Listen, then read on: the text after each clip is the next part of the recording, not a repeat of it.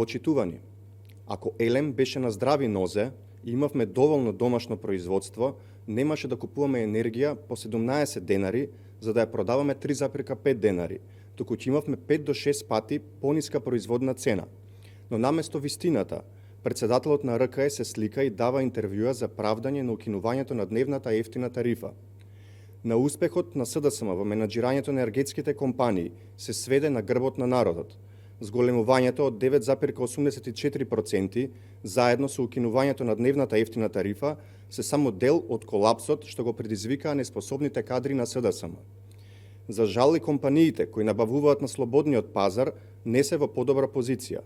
СДСМ ги остави да тонат во долгови поради пропаѓање на снабдувачите и повисоките цени на берзите, под изговор дека се работи за облигациони односи.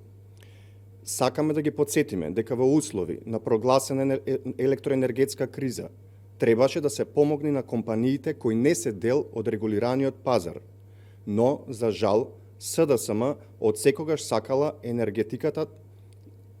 само ефтини пиар кампањи и бомбона бизниси. Затоа ја донесува енергетиката до оваа состојба, зашто народот уште долго време ќе чувствува последици.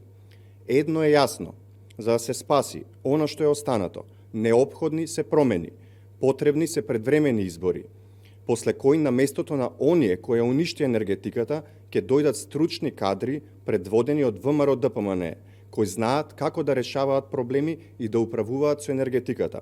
Колку побрзо се случи тоа, толку побрзо Македонија ќе ги реши енергетските проблеми. Ви благодарам на вниманието.